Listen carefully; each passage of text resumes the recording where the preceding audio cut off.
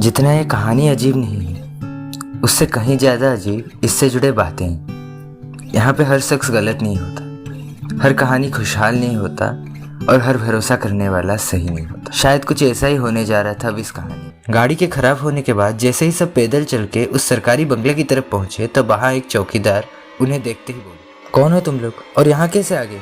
फिर निमिषा से सारी बात सुनने के बाद उसने कहा, हाँ चाहे तो तुम आज रात यहाँ रुक सकते हो, लेकिन खबरदार इस बंगले के दूसरे महल पे कोई नहीं जाएगा क्योंकि ये जगह थोड़ा ठीक नहीं है, इसीलिए तुम आज रात यहाँ रुक सकते हो। अब चौकीदार से इतना सब कुछ सुनने के बाद सब लोग अंदर आ गए।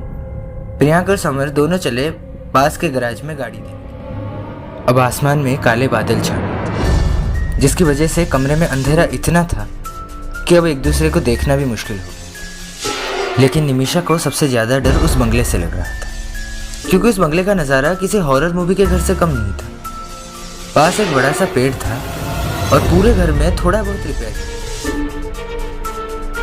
लेकिन सबसे हैरान की बात यह थी कि उस घर में रहने लायक सारे सामान मौजूद थे, ज़्यादातर उनमें से टूटे हुए और बिखरे हुए थे, जिस वजह से अब सबको ज़्यादा डर लगने लगा। इस वजह से सारे लोगों ने बस हॉल में ही रुकने का फैसला किया। इतनी देर में अचानक तेज हवा के साथ बारिश शुरू हो गई। तभी गैराज में गाड़ी देके आते हुए समर और प्रियांक भी जोर से भागते हुए अंदर आ गए।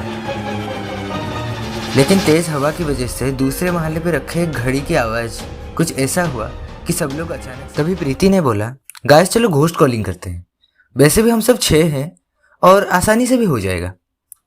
लेकिन निमिषा के ना करने के बावजूद भी सब लोग हाँ करने लगे और घोस्ट कॉलिंग की तैयारी करने लगे। अब निमिषा इस बात से हैरान थी। अब सबने घोस्ट कॉलिंग स्टार्ट कर दिया। निमिषा डर के मारे एक कोने में बैठी थी और फिर अचानक से कुछ गिरने की आवाज़ आई। जैसे ही सबने पीछे मुड़ के देखा तो उन्होंने देखा कि टोनी बेहोश होकर गिर चुका। तो सबने उसे बाहर लाने की कोशिश की। निमिषा भी उनके पीछे ही थी। तभी अचानक किसी ने निमिषा का हाथ पकड़ा और उसे ज़बरदस्ती खींच के ले गया। निमिषा अब चिल्लाने ही वाली थी, लेकिन उसने उसका हाथ उसके मुँह में ज़बरदस्ती बंद।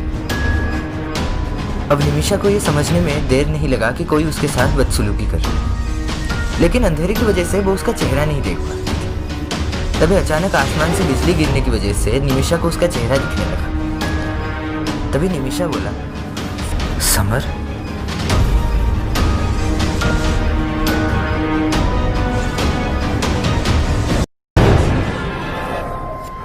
समर? लेकिन वो ऐसा क्यों और किस लिए कर रहा है?